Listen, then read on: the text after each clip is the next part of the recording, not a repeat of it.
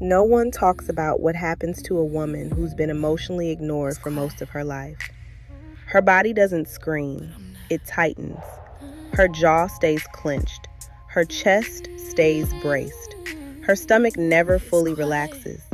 She doesn't rage, she goes numb.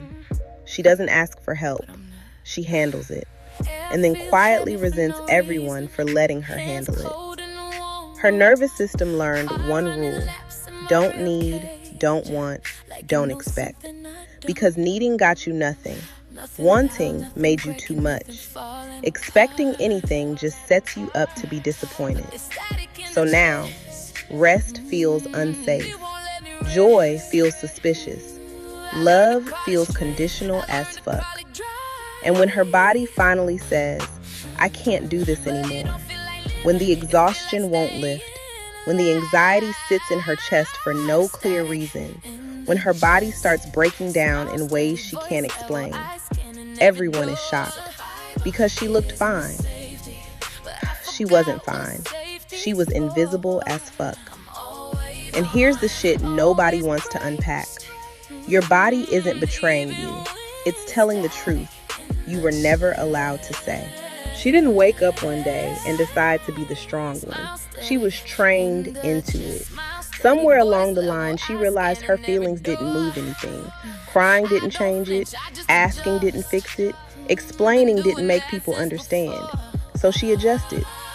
Maybe she was the daughter who learned early that her parents were overwhelmed.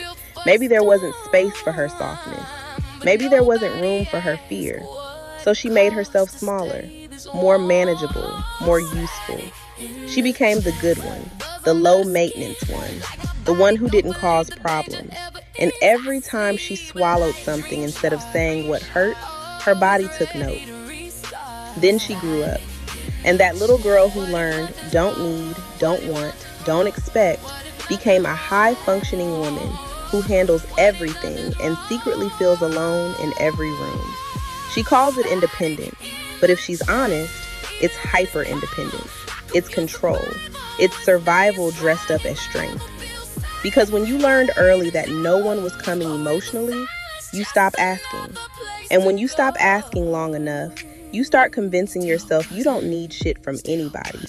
Here's the part nobody explained to you. Your body adapted. When you were younger and your emotions didn't land anywhere safe, your nervous system made a decision. If no one is coming, we handle it ourselves. And that decision didn't stay in your thoughts. It moved into your body. That tight chest, that constant low-level anxiety, that exhaustion that sleep doesn't fix, that's not a weakness. That's a nervous system that's been on duty for years. When you live in survival mode long enough, your body stops distinguishing between real danger and emotional disappointment. So needing someone feels like risk. Resting feels like vulnerability. Letting someone help feels unsafe. Not because you're dramatic, because your system learned that depending on people didn't go well. So now your body stays slightly braced, always scanning, always anticipating, always preparing to handle it alone, even when there is no immediate threat. That's why you can crush a presentation at work and then feel completely depleted afterwards. That's why you can hold space for everyone else but feel irritated when someone asks you how you're doing. Because your system doesn't know how to receive. It only knows how to manage. And when that system gets tired, when it can't keep bracing anymore, that's when the panic shows up. That's when the random crying hits. That's when the body says, I'm done carrying this alone. First, let's undo something. You're allowed to need. You're allowed to want. You're allowed to expect care without feeling stupid for it. Needing support doesn't make you weak. It makes you human. The problem isn't that you're too independent. The problem is that your body learned independence was safer than vulnerability. And now it doesn't know the difference. But that can change. Not overnight, not by forcing yourself to suddenly open up, but slowly. Start small. Notice when your body tightens instead of speaking. Notice when you say, I got it, when you actually feel overwhelmed. Notice when someone offers help and you immediately say no out of reflex. Don't judge it, just notice it. Your nervous system doesn't need a speech, it needs repetition. Tiny moments where you let someone hold something.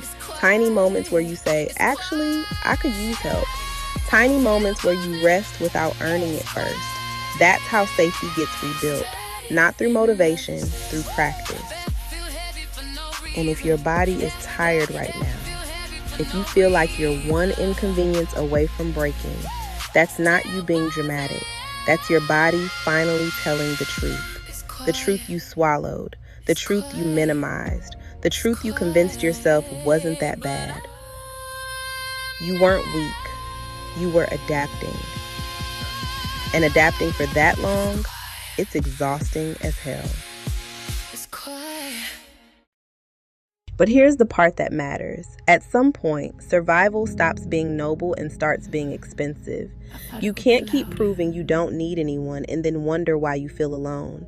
You can't keep bracing for disappointment and then wonder why joy feels suspicious. Healing isn't becoming softer overnight. It's teaching your body that it doesn't have to be on guard all the time. And that starts the next time you feel yourself tightening. Instead of pushing through it, pause. Ask yourself, what am I not saying right now? Your body isn't betraying you. It's telling you the truth you were never allowed to say. And this time, you get to say it. If this felt a little too accurate, if you saw yourself in it, good. That means your body is ready to stop pretending. You don't have to carry everything alone, and you don't have to figure this out in silence. This channel is for the woman who's been strong for too long, the high-functioning one, the reliable one, the one who looks fine. If this conversation helped you put words to something you've been holding, like this video, subscribe, and turn your notifications on, because we're going to keep unpacking the shit nobody ever explained to us. You're not crazy. You're not broken. Your body has been telling the truth the whole time, and now we're listening.